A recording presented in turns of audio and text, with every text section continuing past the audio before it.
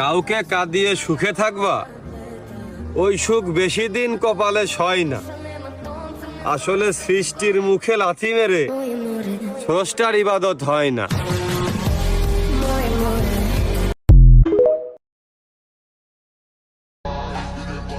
তুই কি ভাবিস আমার যোগ্যতার অভাব?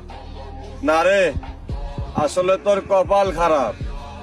তোর বাপের সরকারি চাকরি দরকার, আর আমার সংবিধানে আমি নিজেই সরকার।